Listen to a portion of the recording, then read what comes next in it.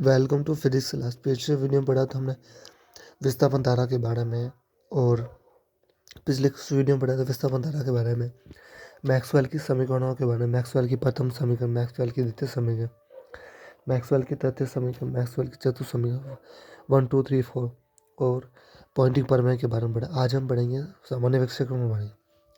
एक कुछ और बात बतानी, पी वेक्टर बराबर ई वेक्टर गुणा एच वेक्टर बराबर पॉइंटिंग सदिश। ये पॉइंटिंग सदिश होता है, इसका मात्रा वॉट प्रति मीटर स्क्वायर होता है। पी वेक्टर बराबर ई वेक्टर गुणा एच वेक्टर बराबर पॉइंटिंग सदिश, इसका मात्रा वॉट प्रति मीटर स्क्वायर होता है। द्रव्य के साथ विद्युत चुम्बकीय तरंगों का अन्योन्य क्रिया। द्रव्य के साथ लिक्विड के साथ विद्युत चुम्बकीय इलेक्ट्रोमैग्नेटिक वेव्स की अन्योन्य क्रिया है।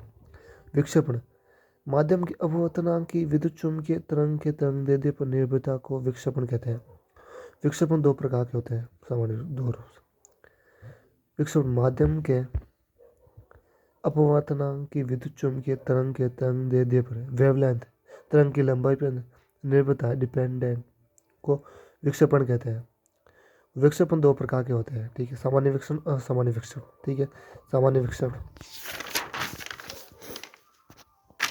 ये सामान्य विक्षेपण है। ये एन, ये लैम्डा, ये एंगस्टन, जो कि 4000, 5000, 6000, 7000, ठीक है। ये 1.45 मतलब 1.45, 1.46, 1.47, 1.48, 1.49, 1.50, ठीक है। यहाँ से ये मतलब 1.5 बीच से 1.49 से नीचे गिर कर यहाँ जाती है 7000 के बाद, मतलब नीचे गिर रही है। एन अपवर्तनांक लैम्डा तरंगदैर्ध्य वेवलेंथ या तरंग की लंबाई। एन का मान लैम्डा के साथ धीरे धीरे कम हो रहा है। एन का मान लैम्डा के साथ धीरे धीरे कम हो रहा है, ठीक है। चित्र में कांच के लिए सामान्य विक्षेपण दर्शाया गया है, प्रदर्शित किया गया है, शो किया गया है। सामान्य विक्षेपण डी एन अपॉन लैम्डा 0, 0 छोटा ग्रेटर देन 0, सॉरी मतलब लेस देन 0, 0 छोटा होगा। मतलब ये जो मुंह है वो जिधर खुलता है वो बड़ा होता है, ये 0 बड़ा है या ये छोटा होगा। डी एन अपॉन लैम्डा 0 से छोटा होगा। एक बार और,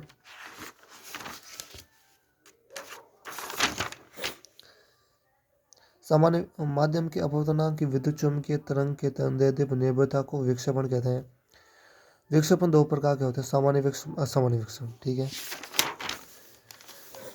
ये जो ग्राफ है, ये 4000, 5000, 6000, 7000, 4000, 5000, 6000, 7000, 1.45, 1.46, 1.7, 1.47, 1.8, 1.49, 1.50, 1.45 से, ठीक है। ये नहीं, ये लैम्डा एंगस्टन, ये 1.50 यानी ये 1.50 से बीच से 1.49, ये इन दोनों के बीच से गिरकर यह 7000 तक पहुँच गई लैम्डा। एन ये अपवर्तनांक है। लैम्डा तरंगदैर्ध्य वेवलेंथ यानी तरंग की लंबाई। एन का मान लैम्डा के साथ धीरे धीरे कम हो रहा है। देखिए, एन का मान लैम्डा के साथ धीरे धीरे कम हो रहा है, ठीक है, वो दर्शाया गया है। चित्र में कांच के लिए सामान्य विक्षेपण दर्शाया गया है।